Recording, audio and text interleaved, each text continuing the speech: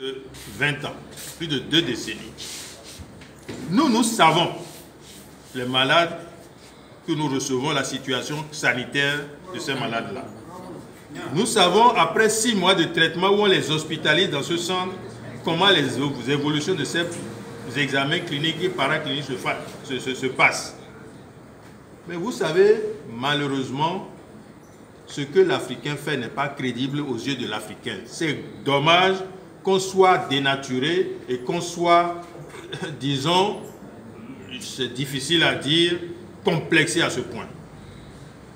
Alors nous sommes dit, trouvons des partenaires extérieurs et nous avons trouvé des universités américaines, des institutions sérieuses américaines qui ont accepté de faire l'étude in vitro de nos produits sur des cellules vaginales infectées de sida.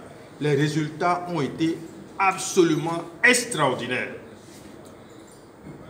Ils sont arrivés à un moment où, vous savez, au niveau des États-Unis, il y a 140 universités sanitaires aux États-Unis.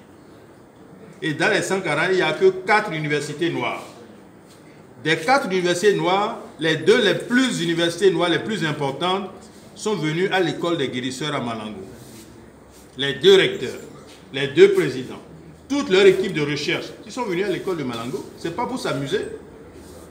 Et quand ils ont vu ce qu'ils ont vu, ils ont été plus loin, poursuivi les tests, et ce qui est le plus récent, eh bien, ils sont venus il y a 4 semaines prendre le sang de nos patients qui ne prennent plus rien du tout depuis plus d'une décennie.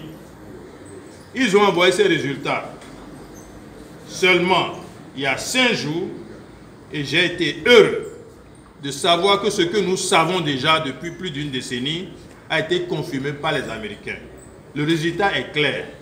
Aucun de nos malades suivis, dans leur sang, on n'a pas trouvé un seul virus dans aucun des malades suivis et traités par les guérisseurs de Malango.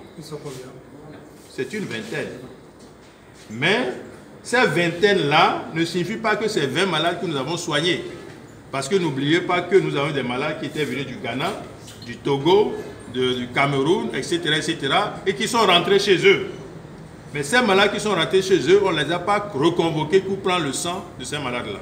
Toujours est-il que si parmi les malades, un échantillon suffisamment crédible montre qu'il n'y a pas un seul sang, dans aucun sang, un seul virus, je pense que ça doit nous permettre de dire arrêtons de suivre.